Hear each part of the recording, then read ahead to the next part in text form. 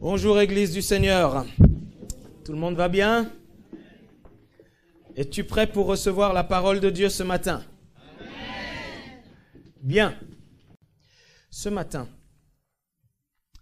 le thème c'est « La foi permet, merci Pascal, de reproduire les œuvres de Dieu ».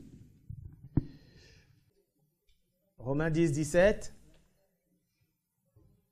La foi vient de ce qu'on entend.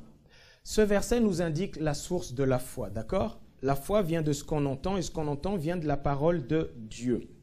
Vous savez, quand vous lisez la Bible, vous allez voir que tous ceux qui ont manifesté une grande puissance, je dis bien une grande puissance ou une grande confiance au Seigneur, quand vous regardez bien, souvent, vous allez voir que ces personnes, elles avaient un niveau de connaissance assez élevé de la parole de Dieu. Elles avaient une révélation parce qu'il y a des choses que tu peux faire par le logos, quand tu lis la parole, quand tu crois tout simplement la parole, même si Dieu ne t'a pas parlé directement, mais tu as juste saisi la parole et tu as eu la promesse et tu as dit celle-là je le prends et puis ça va se manifester. Mais il y a d'autres niveaux de puissance où il faut une révélation directe de Dieu, une parole directe du Seigneur. Et il y a certains ministères. Tu peux être là et te dire moi je veux servir le Seigneur. Ok.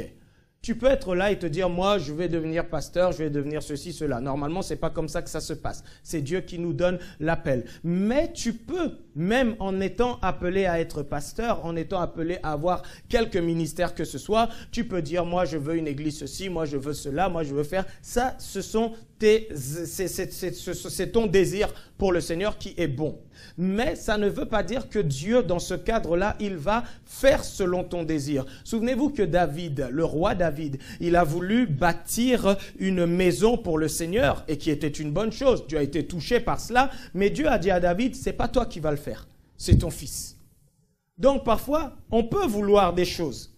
Ce n'est jamais mauvais. Tu peux vouloir bâtir une œuvre, tu peux vouloir réaliser un certain nombre de choses, ce n'est pas mauvais. Mais Dieu connaît les capacités qu'il a mises en toi, il connaît les dons qu'il t'a donnés, il sait ce que tu peux supporter ou pas. Donc naturellement, n'importe qui peut vouloir certaines choses. Mais tu peux vouloir par exemple la puissance pour guérir, la puissance pour prophétiser, la puissance pour un certain nombre de choses. Mais Jésus a dit que l'élève n'est pas plus grand que le maître, n'est-ce pas? Ça veut dire que le même Jésus qui, lorsqu'il chassait les démons, les gens disaient que c'est par la puissance du diable, de Belzébul, qu'il le faisait. Le même Jésus, lorsqu'il opérait des choses, il guérissait les gens le jour du sabbat, on disait, il vient pas de Dieu, parce que s'il venait de Dieu, il respecterait le sabbat. C'est-à-dire que tout ce qu'il faisait de bien, il y avait quand même des personnes qui le critiquaient. À ce niveau-là, c'est pas par la foi que tu vas supporter les critiques. C'est pas par la foi que tu vas supporter les injures. Tu vas accuser le coup, tu vas être touché parce que tu fais le bien, tu fais la volonté de Dieu, des gens sont guéris, les gens le voient. Jésus a ressuscité plusieurs morts, mais la Bible dit qu'à un moment donné, quand il a ressuscité Lazare, non seulement on cherchait à le faire mourir lui Jésus, mais on cherchait à faire aussi mourir Lazare. Donc imagine-toi que le Seigneur t'utilise pour faire quelque chose d'extraordinaire, mais la jalousie des autres vont faire qu'ils vont essayer de te mettre des bâtons dans les roues. Ils vont essayer de faire en sorte que tu sois discrédité, ou ils vont essayer de tout faire comprendre aux gens que c'était un faux miracle, que c'était quelque chose. Humainement parlant, c'est pas par la foi là que tu vas endurer les choses, que tu vas dire rien ne va m'atteindre, parce que si ça t'atteint, tu vas commencer à être triste. Si tu te laisses aller, mais Seigneur, je fais ta volonté. Mais Seigneur, pourquoi tu permets qu'on dise ça? Pourquoi tu permets qu'on me critique? Pourquoi tu me permets qu'on me calomnie? Donc Dieu, il sait que un certain niveau de pouvoir, il va pas te le donner. Pas parce qu'il ne veut pas, mais parce que il sait que ton caractère n'est pas suffisamment préparé. Parce qu'il sait que ta personnalité n'est pas suffisamment forte ou en phase pour que tu prennes pas juste la gloire, comme il pouvait le dire ce matin, je vous ai donné ma gloire, mais que tu prennes aussi les épreuves, que tu prennes aussi les coups qui vont avec. Est-ce que quelqu'un peut dire amen? Il y a des coups à prendre et j'espère que tu veux bien en prendre aussi. Parce que quand on marche dans la foi, il y a des coups qu'on prendra. Quand on marche dans l'esprit, il y a des coups que l'on doit accepter de prendre. Et beaucoup de gens, ils ne savent pas prendre les coups, ils ne savent pas encaisser, ils veulent juste le bien. C'est comme le mariage, on dit pour le meilleur et pour le pire, mais quand le pire arrive, il n'y a plus de mariage. Mais pourquoi tu as répété ça? Toi, tu t'attendais juste que le mariage, je t'aime pour le meilleur seulement, je t'épouse pour le meilleur. Mais il y a le pire parfois qui arrive. Eh bien, dans la foi, il y a des exploits, mais il y a aussi des coups. Il y a aussi des moments où tu te retrouves, bien que tu crois et tu ne comprends pas pourquoi tu es en prison. Bien que tu crois, tu ne comprends pas pourquoi tu es malade. Bien que tu crois, tu ne comprends pas pourquoi telle situation ne se débloque pas dans ta vie. Et à ce moment-là, ma sœur, mon frère, il y a quelque chose qui doit pouvoir te maintenir à flot, qui doit pouvoir continuer de faire en sorte que ta foi ne chancelle pas, que ta foi ne défaille pas au moment où tu es critiqué, au moment où tu es attaqué, au moment où tu as échoué, au moment où les choses n'ont pas fonctionné. Moralement, humainement parlant, naturellement, tu auras, comme on dit, le moral dans les chaussettes. Tu seras à plat, tu seras parfois, tu n'auras pas envie d'avancer. Le prophète Élie était un homme de Dieu qui a invoqué le feu, qui a mis à terre des prophètes, tout ça. Mais à un moment donné dans sa vie, il a eu peur d'une femme et il a même demandé à Dieu la mort. Peut-être qu'il peut t'arriver à un moment donné, tu es tellement là, fatigué dans ton âme que tu n'as même plus envie de servir le Seigneur. Tu n'as même plus envie de venir à l'église. Tu n'as plus envie de rien faire. Ça t'est peut-être déjà arrivé également, toi qui es là. Mais est-ce que, parce que tu traverses cette vallée de l'ombre de la mort, tu traverses cette vallée de découragement, cette vallée de déception, est-ce que ça veut dire que l'œuvre de Dieu s'arrête là? Évidemment non. Pour beaucoup, souvent quand je parle avec les gens, lorsqu'ils sont dans leurs problèmes, lorsqu'ils sont persécutés, lorsqu'ils sont attristés, lorsque les choses ne vont pas, je leur dis parfois, mais tu sais, tu peux rester là et puis t'apitoyer sur ton sort, mais le monde il va pas s'arrêter de tourner, hein. Quand on est là et qu'on reste dans notre lit à souffrir sur notre bobo ou à faire des quand j'ai souffert, quand j'ai mal. Très bien, mais le monde, il continue de tourner. Hein. On peut pleurer toutes nos larmes. Le monde, il ne va pas dire, bon, un instant, faisons un moment de silence. La terre ne va pas dire, terre, arrête-toi de tourner parce que la fille de Dieu, là, est en train de pleurer parce qu'elle a des galères. Frères et sœurs, le monde, il ne t'attend pas. Le temps, il ne t'attend pas. Il file. Et il y a des moments où nous devons comprendre que la foi vient de cette parole que nous lisons et lorsque nous voulons arriver dans certaines dimensions plus grandes, parfois il va falloir aller chercher Dieu. Dieu parlait tout à l'heure en disant cherchez-moi, cherchez-moi, j'ai des choses en réserve, cherchez-moi, je veux faire plus grand, cherchez-moi. Le Seigneur, il veut qu'on le cherche, c'est comme ça. Tout dans sa parole nous le dit. Vous me chercherez, vous me trouverez si vous me cherchez de tout votre cœur. Il y a des fois, Dieu voit bien ta situation, Dieu voit bien ta condition, sauf que au lieu de le chercher, toi tu es en train de t'apitoyer. Au lieu de le chercher, toi tu as mis un coup d'arrêt. Au lieu de le chercher, toi tu es resté sur une position statique ou parfois même tu lances des sortes de défis à Dieu. Où tu vas dire, Seigneur, si tu ne me parles pas aujourd'hui, j'arrête tout. Si tu ne me parles pas aujourd'hui, je viens plus à l'église. Si tu ne me parles pas aujourd'hui, je te sers plus. Les amis, Jésus a dit, même si vous ne le louez pas là, les pierres peuvent le louer à votre place. Tu crois vraiment que parce que tu vas commencer à bouder Dieu en disant je viens plus à l'église, Dieu va pleurer. Dieu va te supplier pardon, va à l'église. Tu crois que Dieu va faire ça? Quand l'homme riche est venu dire à Jésus, qu'est-ce que je dois faire pour avoir la vie éternelle? Jésus a dit, va, vends tous tes biens et suis-moi. La Bible dit qu'il est devenu triste et il est reparti. Jésus est retourné le voir, hein, vous avez lu ça dans la Bible. Jésus lui a dit, bon écoute, donne la moitié de tes biens, ça va. Non, pas la moitié, bon, donne un quart. Et puis c'est bon, tu veux. Jésus n'est pas allé le rechercher, hein. Il a laissé aller. Tu crois que quel que soit ce que tu as et que tu dis, moi je pars là, t'inquiète pas, le Seigneur il a en réserve 1000 comme toi, qu'il utilisera et qu'il fera. Peu importe ce que nous sommes. Jésus lui-même à un moment disait que quand nous avons fait la volonté de Dieu, nous devons dire, nous ne sommes que des serviteurs inutiles. Nous n'avons fait que ce qui nous est demandé. Ma sœur, mon frère, c'est l'état d'esprit qui doit être le tien, c'est l'état d'esprit qui doit être le mien. Et je dois continuellement chercher le Seigneur. Pourquoi? Parce que ça va me bénéficier à moi. Ça va me profiter à moi. Ça va se manifester dans ma vie.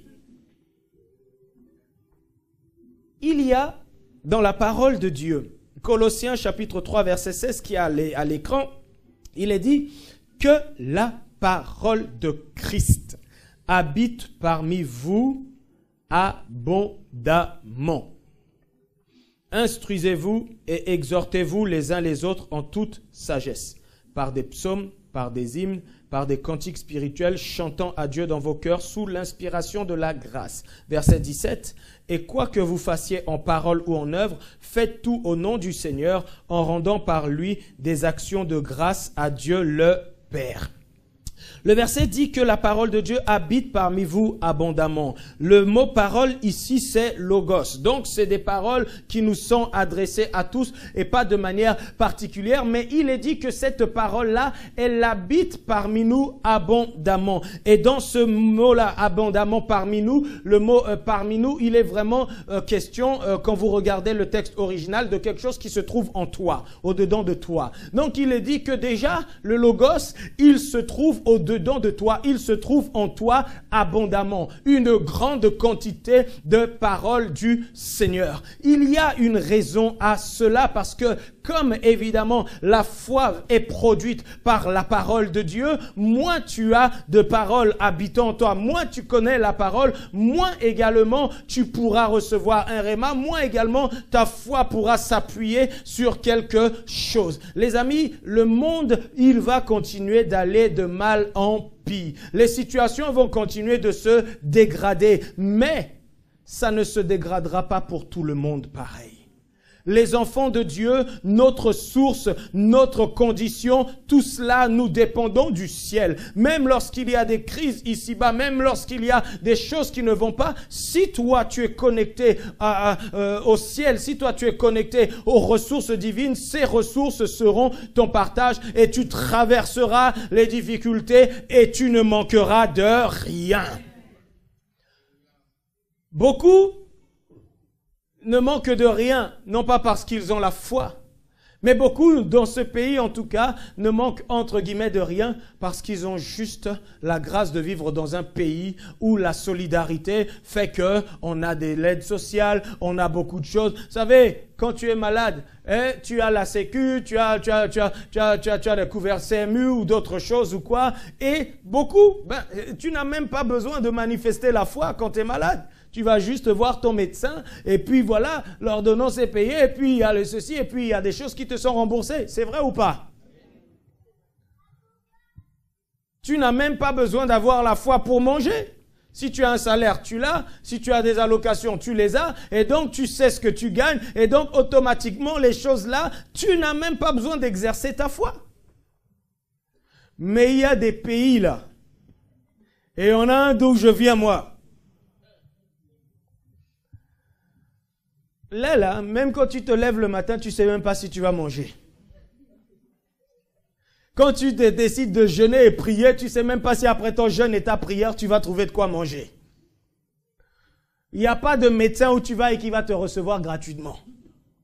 Quel que soit ce dont tu souffres là, chez nous, l'hôpital public là qui reçoit et qui traite les gens gratuitement là, Ici, là, tu souffres de ceci, cela, tu peux être interné, tu peux être opéré, ce qui va coûter 1 000 euros, 2 000 euros, 3 000 euros. Toi, tu vas payer que 50 euros, 100 euros ou autre parce que la Sécu prend en charge tout le reste. On est là, on parle de déficit qui se chiffre à des milliards là. C'est parce que beaucoup de gens sont soignés gratuitement. Donc, il n'y a pas moyen, dans certaines conditions de vie, d'exercer la foi. Et c'est la raison pour laquelle, quand après, même pour des petites choses, tu vas dire à quelqu'un, crois seulement, mais toute sa vie, on ne l'a pas éduqué, enseigné dans la foi. Toute sa vie, il a grandi dans une condition, dans une situation où papa, maman me nourrissait, papa, maman m'habillait, je vais à l'école, tout ceci est gratuit, je fais telle chose, et puis tout ça, et puis après j'ai un certain âge, papa paye ceci, cela, et puis quand je peux pas, j'ai des allocations, j'ai des trucs. Tout est fait pour que on n'exerce pas notre foi. Et lorsque finalement, on se retrouve face à des situations où là, la sécurité sociale dit, on peut rien faire. Lorsqu'on se retrouve face à ces situations où là, l'État dit on ne peut pas donner. Lorsqu'on se retrouve face à des situations où le frère qui habituellement nous dépanne, la sœur qui habituellement nous dépanne, le papa, la maman dit écoute, c'est la crise pour moi aussi. là, ça commence à devenir compliqué dans nos vies, dans nos têtes. On commence à tomber dans des insomnies. On commence à ne plus savoir quoi faire. On panique. Et beaucoup d'enfants de Dieu vivent dans la panique, vivent dans la peur parce qu'ils n'ont pas la foi. Et la première source de la foi, c'est déjà la parole. Et il est dit que la parole habite parmi vous abondamment. Il faut que tu te dévores, tu la dévores, tu te nourrisses. Il faut que cette parole-là, elle prenne la place dans ton cœur, plus que tes pensées, plus que la situation économique du pays, plus que les conditions de ta vie de famille, peut-être tu es issu d'une famille où il n'y a jamais eu ceci, peut-être que tu es issu d'une famille où c'était cela. Il faut que la parole commence à prendre la place de toutes ces choses-là. Et la Bible dit bien ici que le logos, la parole, là elle parle pas de réma. Le réma c'est Dieu qui le donne. Mais le logos c'est toi qui vas le chercher. Le logos c'est toi qui continue de le lire, de le méditer. Et ça c'est ta responsabilité. Cette année, on vous donne ce challenge de mémoriser 50 versets de la parole. Mais il y en a tellement dans la Bible. Il y a tellement de choses par rapport à ta situation, par rapport à ce que tu traverses, que tu devrais toi-même commencer à dire, il faut que cette parole, elle habite au-dedans de moi. Pourquoi? Parce que la parole va commencer, avant même d'être dans la révélation, comme le dit la Bible, ta parole est une lampe à mes pieds, une lumière sur mon sentier. Elle va commencer à me montrer le chemin. Elle va commencer à me montrer comment je dois penser. Elle va commencer à me montrer comment je dois parler. Elle va commencer à me montrer comment je dois me comporter. Toutes ces choses-là, tu as tes habitudes à toi. J'ai mes habitudes à moi. Mais ok, ça c'est notre vécu. Ok, ça c'est notre éducation. Mais les paroles du Seigneur, elles vont nous expliquer que nous ne devons pas parler comme ça. Que nous ne devons pas penser comme ça. Que nous ne devons pas agir comme ça. Que nous ne devons pas nous comporter de telle ou de telle manière. Connais déjà les paroles de Dieu. Connais déjà les paroles. Même si tu n'es pas encore au niveau de la révélation. Même si tu n'es pas encore au niveau du réma. Connais ces paroles. Reçois-les. Que le logos habite abondamment dans ton cœur. Que le logos habite abondamment dans ton esprit. Lis la parole. Médite-la. Lis-la à nouveau. Médite-la. Continue. Que ça ne soit pas la Bible, tu l'as lu en entier une fois tous les 5 ans, une fois tous les 10 ans. Et encore pour certains, depuis que tu es chrétien, tu n'as même pas lu la Bible en entier une fois. Et le jour où tu vas la lire en une fois, ne prends pas non plus, n'appelle pas RMC, France Inter pour dire, j'ai lu la Bible en une fois. Ouais, ça y est. Non, il faut que tu puisses la lire et la relire, la méditer et la reméditer dans le logos, que la parole habite abondamment parmi vous, dans ton cœur, qu'à la limite, même lorsque tu voudrais dire un gros mot, tu vas dire oh, gloire à Dieu. Même lorsque tu voudrais dire mercredi, tu vas dire merci Seigneur, parce que la parole habite abondamment en toi. La Bible dit que c'est de l'abondance du cœur que la bouche parle. Il y a des personnes, quand vous les écoutez parler, vous savez qu'il n'y a rien dans leur cœur, que la parole est vide, parce que rien que leur discours, rien que leur langage, si tu écoutes ça là, ta foi elle-même, elle va tomber déjà. Ça là, ce logos, c'est à toi de le travailler.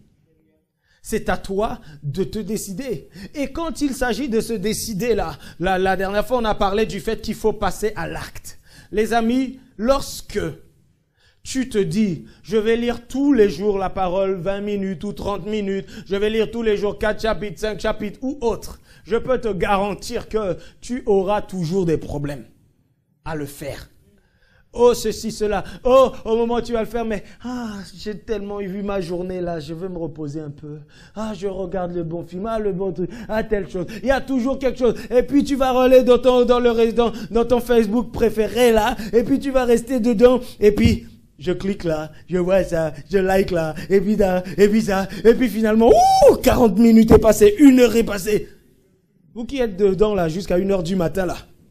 Après, vous ne vous levez pas pour la PMH. Oh Seigneur, tu connais, je suis trop fatigué. C'est toi qui es resté sur Facebook jusqu'à 1 heure du matin. Après, tu vas dire, Seigneur, pardon, tu vois, je ne peux pas me lever. Tu es là devant toutes les émissions de la télé du monde, 23h, tes yeux sont là encore ouverts. 1 heure, tes yeux sont là, tu zappes et tu mates. Oh, ça c'est beau, oh, ça. Et puis à la fin, tu n'as pas lu la parole de Dieu.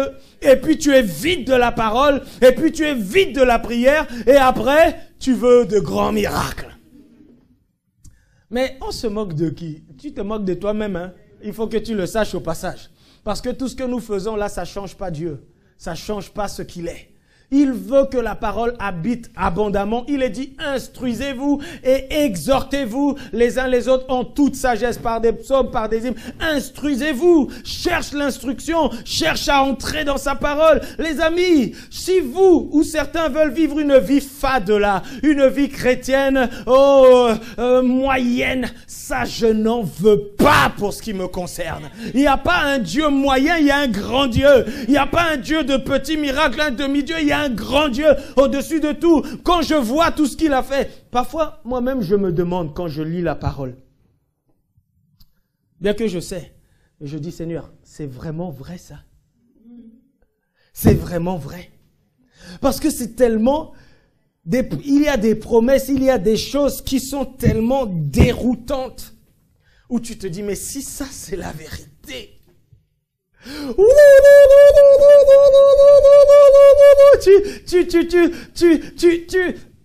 C'est pour ça que le psalmiste disait que ta parole me rend la vie. Parce que quand il est dans une situation et qu'il voit les promesses et que les promesses l'atteignent automatiquement, même s'il était mort à quelque chose, il reprend espoir. Parce que les paroles de Dieu sont bonnes, sont excellentes, elles sont véritables.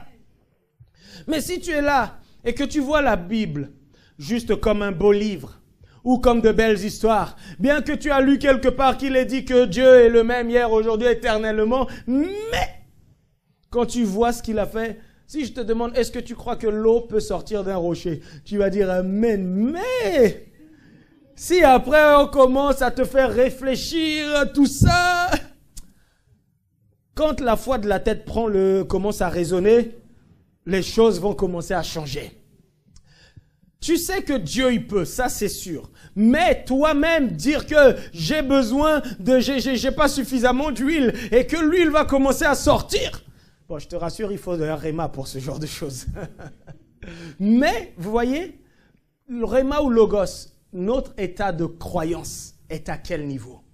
C'est pourquoi la parole dit qu'il faut s'instruire. Parce que la connaissance dont on a continué de parler depuis le début, mon peuple est détruit par manque de connaissance. L'instruction va nous permettre de connaître comment les choses se manifestent, comment les choses s'opèrent. Jésus a dit dans Jean chapitre 5 verset 19, Jean 5, 19, Jésus reprit donc la parole et leur dit, en vérité, je vous le dis, le Fils ne peut rien faire de lui-même. Il ne fait que ce qu'il voit faire au Père. Et tout ce que le Père fait, le Fils aussi le fait pareillement. Jésus va dire qu'il ne peut rien faire de lui-même. Est-ce que vous imaginez que le Fils de Dieu est en train de dire, moi, de moi-même, sans le Père, je ne puis rien faire? C'est surprenant que lui, Fils de Dieu, avec tout le pouvoir qu'il a, il dit qu'il ne peut rien faire de lui-même. Il a choisi volontairement de se soumettre à Dieu, de tout soumettre à Dieu, puisque c'est ce même Jésus qui a dit « tout pouvoir m'a été donné ». Donc il a tout pouvoir, il a le pouvoir de le faire. Donc ce n'est pas une question de capacité là, c'est une question de soumission, de positionnement où je me soumets et je vous dis que moi, je ne peux rien faire, je ne décide rien de moi-même. Tout ce que je fais, c'est ce que le Père me fait, c'est ce que j'ai vu faire par le Père, c'est ce que le Père fait que je reproduis, je ne vais pas faire d'autres œuvres que ce que le Père reproduit. Il y a dans ces paroles du Seigneur, le mot voir blepo en grec, il y a deux sens. Soit il y a regardé avec l'œil physique, soit il y a regardé avec l'œil de l'esprit. Et regarder avec l'œil de l'esprit, ça veut dire découvrir quelque chose, comprendre quelque chose, discerner. Donc Jésus est en train de dire, tout ce que je fais, je l'ai vu, je l'ai compris, je l'ai appris de la part du Père. Donc, il a des choses qu'il a apprises et que c'est ça que maintenant il se met à reproduire.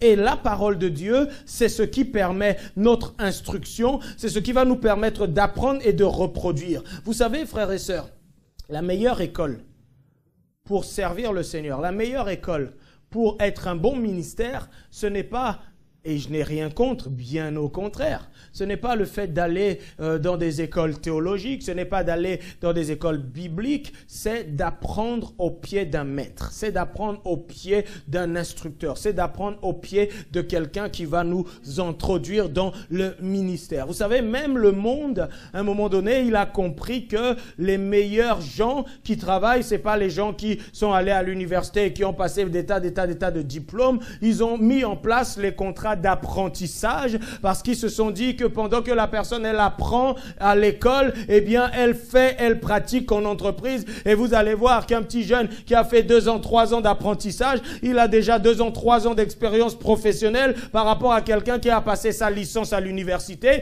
qui a passé 4 années, 5 années de doctorat ou autre. Il sort bien avec son doctorat, mais il est rempli de théories dans la tête. Mais celui qui a été sur le terrain, tout en continuant d'apprendre, il sait déjà, il a déjà une longueur d'avance sur les autres. Et Jésus, quand les disciples, ils sont venus, il a dit, toi, viens, suis-moi, suis-moi, suis-moi, suis-moi, suis-moi. Et ils étaient avec lui. Pourquoi vous pensez-vous qu'à un moment donné, les disciples sont venus demander à Jésus, enseigne-nous la prière? Parce que ils le voyaient prier tôt le matin, ils le voyaient ceci, ils voyaient comment les choses s'opéraient au travers de lui. Donc ils ont dit, non, cet homme-là, il a une manière de prier différente, maître, enseigne-nous la prière. Il voyait des choses que Jésus faisait. Il maudissait un figuier et puis le lendemain il passe, il est desséché. Eux-mêmes ils viennent, ils disent augmente-nous la foi, parce qu'il dit c'est pas possible. Comment toi tu arrives à faire les choses? Et Jésus, pendant 3 ans, les a pris avec lui et les a formés. Et la meilleure des écoles, c'est ça, l'apprentissage. Quand tu suis quelqu'un, Paul a dit, soyez mes imitateurs, 1 Corinthiens 11:1, comme moi-même je le suis de Christ. Les amis, quand on met des programmes de prière en place, quand on met des choses que l'on fait et que certains ne viennent pas ou sont pas concernés, mais vous-même regardez toute votre vie là, vous n'avez pas évolué dans certains domaines. Pourquoi? Parce que vous n'avez pas voulu suivre un modèle. Vous n'avez pas voulu suivre une référence. Vous n'avez pas voulu suivre quelqu'un. Vous êtes resté chez vous. Vous êtes resté dans vos habitudes. Vous êtes resté dans vos manières de voir. Et rien n'a bougé parce que vous n'avez pas imité quelqu'un. Jésus imitait le Père. Il a dit, tout ce que je vois faire au Père, c'est ça que je fais. L'instruction, Jésus apprenait. Et quand lui-même il a formé les disciples, il les a pas formés uniquement par des théories. D'ailleurs, il parlait en parabole à tout le peuple, mais la Bible dit qu'en privé, il expliquait tout. Il instruisait, il leur disait en privé, voilà, vous, je vous explique ce que cela signifie. Vous, je vous dis ce à quoi ça correspond. Voilà ce que vous devez comprendre. Voilà ce que vous devez faire. Quand Jésus, il voulait enseigner, il parlait au public, il venait en privé et il expliquait les choses pour que ça rentre en dedans d'eux. Et il leur montrait comment prier pour les malades. Il leur montrait comment faire les choses. Ensuite, il les envoyait. Les disciples ont aussi connu des échecs. Ils n'ont pas réussi à chasser des démons. Ils n'ont pas réussi à opérer certaines choses. Et ils venaient, ils posaient des questions à Jésus. Comment ça se fait qu'on n'a pas réussi à faire telle ou telle chose? Jésus pouvait leur expliquer, c'est à cause de votre incrédulité, ou c'est votre manque de foi, ou dans d'autres domaines, il va dire que ces démons-là, c'est pas votre faute en partie, parce que ces démons ne se chassent que par la prière et le jeûne. Entendre leur dire, donc si vous voulez faire ça comme moi, il faut que vous priez beaucoup. Il faut que vous soyez des hommes et des femmes de jeûne pour que vous puissiez réussir. Donc l'instruction, l'enseignement de la parole va permettre de développer ta foi et va te permettre de reproduire les œuvres de Dieu. Parce que le thème de mon message, si je ne l'avais pas donné, c'est la foi permet de reproduire les œuvres de Dieu. Quand on a la foi, on va commencer à reproduire des œuvres. Pourquoi la foi le permet? Parce que, frères et sœurs, ce que tu ne sais pas faire encore aujourd'hui, est-ce que tu peux nous afficher à nouveau, Hébreux 11:1, qui dit « Or la foi est une ferme assurance des choses qu'on espère, une démonstration de celles qu'on ne voit pas. » Ce verset, ça a été dit, redit, vous devez le connaître par cœur. Une version dit, la version Martin dit « Or la foi rend présente les choses que l'on espère. » Et donc nous avions eu à en parler, je crois, il y a 2 enseignements de cela, sur le fait que la foi produit du concret. La foi, elle va produire quelque chose qui n'est pas. Elle va le rendre présent. La foi est une ferme assurance des choses qu'on espère. Donc la vraie traduction, c'est que la foi, c'est une évidence, c'est la matérialisation des choses que l'on espère. La foi, la démonstration de celles qu'on ne voit pas. La foi va produire une substance de quelque chose que tu ne vois pas. La foi va le produire. Et lorsque l'on parle de foi, on parle vraiment de quelque chose qui n'est pas, de quelque chose qui n'est pas manifesté, qui n'existe pas à un moment donné. La maladie, par exemple, quand il est dit « je prierai pour les malades et ils seront guéris », la maladie est présente. Donc, si la maladie est présente, ça veut dire que la personne n'est pas en bonne santé, on est d'accord? La foi va produire la bonne santé. Elle va rendre matériel ce qui n'existe pas. Ce qui existe, c'est la maladie. Eh bien, la foi va instaurer la guérison. Ce qui existe, c'est le chômage. La foi va instaurer le travail. Ce qui existe, c'est le célibat. Ce qui existe, c'est, je ne sais pas, l'insécurité, c'est la peur. La foi va produire ce qui n'existe pas dans la vie de la personne. Donc, la foi emmène toujours une substance, mais la foi, avant qu'elle ne produise la substance, elle voit la chose, même si elle n'est pas encore présente. C'est une ferme assurance des choses que j'espère. La foi, j'espère en quelque chose, la foi le voit déjà. L'espérance et la foi sont des cousins et des cousines. L'espérance précède la foi, et la foi, quand l'espérance naît, la foi dit à l'espérance, c'est bon, tu as bien bossé, maintenant je vais rendre cela concret. Beaucoup de gens restent que dans l'espérance, mais à un moment donné, il faut que ta foi se démarque et que ta foi aille puiser dans ce que tu espères pour le rendre matériel, pour le concrétiser. Et cela, les amis,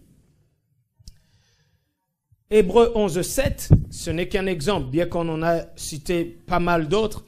Il est dit, c'est par la foi que Noé, divinement averti des choses qu'on ne voyait pas encore et saisi d'une crainte respectueuse, construit une arche pour sauver sa famille. Dieu lui annonce quelque chose, il ne le voit pas encore. Je ne sais pas, parfois si on réfléchit, on se demande mais comment est-ce que à l'époque là, où il n'y avait pas les grues, les trucs et tout ce que vous voulez, tout l'outillage, comment est-ce que Noé a pu construire cette arche-là? Point d'interrogation, parce que c'est un big mystère. Mais une chose est sûre, Dieu lui a donné la sagesse, l'instruction. Peut-être qu'il a fait travailler les girafes, peut-être qu'il a fait travailler les lions, les éléphants, j'en sais rien. Une chose est sûre, il a pu produire. Mais Dieu lui avait annoncé quelque chose, il ne le voyait pas, comme c'est dit, divinement averti, des choses qu'on ne voyait pas encore. Il a obéi. La foi agit sur la base même de ce que l'on n'a pas encore vu, de ce qui n'est pas encore manifeste. Tu veux un enfant, il y a des tas de gens qui ont témoigné ce genre de situation où, avant même d'avoir un enfant, ils ont acheté le berceau, ils ont acheté tout ce qui valait, les habits, etc., tout cela. Certaines femmes, dans ces conditions-là, pendant des années, étaient moquées par d'autres, mais ton enfant, là, il n'est toujours pas arrivé. Mais à la fin, la foi a toujours raison. La foi a toujours raison à la fin. Sauf que nous, comme notre société ne nous a pas habitués à vivre dans la foi, dès qu'il s'agit de parler et de dire les choses qui ne sont pas encore, non, faut être prudent, tu sais. Imagine-toi la honte que tu vas te ramasser si ça ne se passe pas. Mais toi-même, tu envisages ces possibilités-là. Donc, ça arrivera. Parce que Dieu, il ne badine pas avec les choses. Ou tu crois en lui, ou tu mets ta confiance en Dieu, ou tant que tu ne crois pas là, reste dans ton incrédulité et dis Seigneur, pardon, là je sais que je suis incrédule. Et puis toi-même, instruis-toi, nourris-toi jusqu'à ce que le développement de ta foi soit conséquent pour que tu puisses tenir une position et un langage qui fera qu'il n'y aura pas de doute, pas de place pour le doute dans ta vie. Mais il faut que tu comprennes bien que la foi se développe en mettant en pratique des choses, mais la foi se développe en reproduisant. Et quand tu reproduis, je ne sais pas si tu essayes de faire un gâteau ou un plat donné que tu ne savais pas faire. Peut-être que la première fois que tu vas essayer de faire ce repas-là, Peut-être qu'il manquera du sel, peut-être qu'il manquera ceci, peut-être que cela.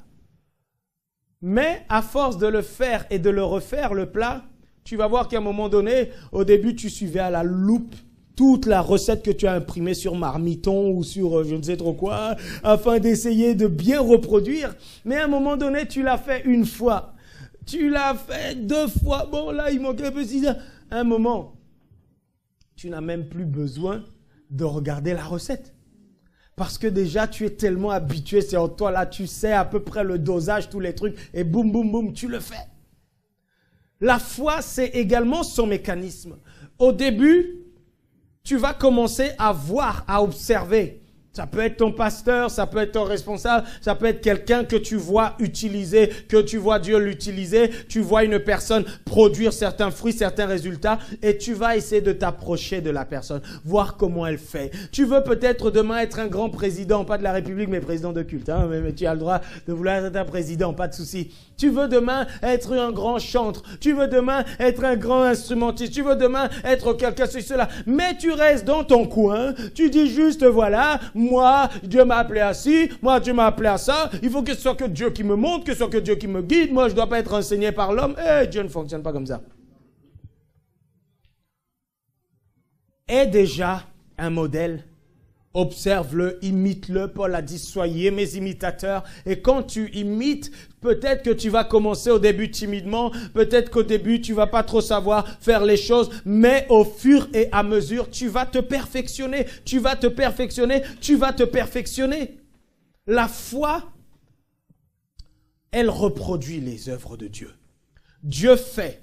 Je vois ce que sa parole dit. Je vois ce que tel ministère fait. Je vois comment il agit. Eh bien, puisque je crois que Dieu m'appelle à cela, puisque je crois que Dieu veut aussi m'utiliser dans ce domaine, je vais commencer à observer et reproduire. Je vais commencer à apprendre et je vais le faire. Et c'est ça qui, au fur et à mesure, va faire que tu vas commencer à te perfectionner de plus en plus. Mais si tu es dans ton coin, quel que soit ce que Dieu t'a appelé à faire, et que tu n'as pas cette démarche-là où j'apprends, où je m'instruis, où la parole habite abondamment en moi et où je reproduis les choses, tu ne vas pas grandir, en tout cas pas rapidement. Paul disait à Timothée que tes progrès soient évidents, que l'on voit de manière évidente. Est-ce que entre l'année dernière et cette année, on te voit, on peut dire que ta foi, oui, elle a progressé? Est-ce que l'on te voit et on peut dire que ta vie de prière, oui, elle a progressé? Est-ce que l'on te voit et on peut dire que ta confiance en Dieu, oui, elle a progressé? Est-ce que ton langage a progressé? Est-ce que ton assurance a progressé? Est-ce que ta capacité à affronter, à supporter les mauvais moments, les temps difficiles a progressé? Tout cela, point d'interrogation, toi-même tu sais y répondre. Mais si le temps passe, les années passent, les mois passent, un coup tu es bien, un coup tu n'es pas bien. Aucune constance dans ta vie, aucune constance dans ta foi. Il y a quelque chose qui fait que tu ne pourras pas accéder à certaines dimensions avec Dieu. Jésus lui-même, il a dit à un moment donné, si, quand je vous parle des choses terrestres, vous n'arrivez pas à comprendre, qu'en sera-t-il des choses célestes? À un moment donné, Jésus, il a dit à ses disciples, j'ai tellement de choses à vous apprendre. Mais vous n'êtes pas encore capable de les porter. Mais bon, quand le Saint-Esprit viendra, il vous conduira dans toute la vérité.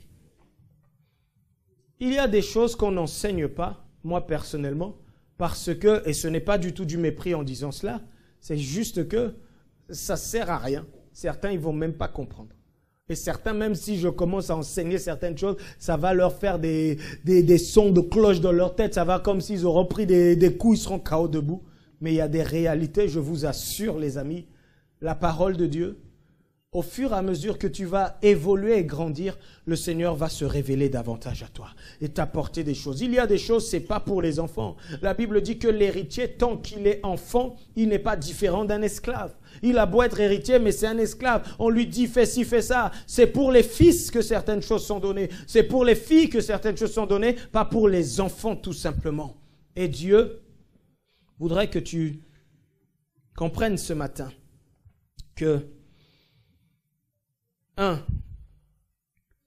ta foi, tu dois la puiser dans la parole. Dans ce logos, il doit habiter abondamment. Tu dois te discipliner, t'obliger à lire la parole tous les jours, à donner un temps quand même conséquent pour être dedans. Et la méditation, c'est encore autre chose, mais déjà, sois dans la parole, que le Logos habite beaucoup, instruis-toi. Qu'est-ce que tu crois que Dieu t'a appelé à faire? Qu'est-ce que tu crois que Dieu a mis en toi? Crois-tu avoir reçu le don de ceci? Crois-tu avoir reçu le don de cela? Mais tu fais quoi? Est-ce que tu cherches à t'instruire? Est-ce que tu cherches à connaître? Si tu as besoin, prie le Seigneur que Dieu te montre peut-être un mentor, que Dieu te montre quelqu'un qui pourra te guider. Ça peut être moi, ça peut être l'un des pasteurs, ça peut être aucun de nous, peu importe. Mais si toi-même dans ta vie, tu fais les choses tout seul dans ton coin là-bas et que tu penses que c'est comme ça que tu vas atteindre certaines dimensions, il y a des niveaux où tu vas arriver tout seul, où tu vas arriver toute seule, mais il y a d'autres niveaux, il faut que l'on t'introduise dedans. Spirituellement, il y a des niveaux où on ne pourra jamais entrer. Demandez et l'on vous, cherchez et vous, frapperez et l'on vous.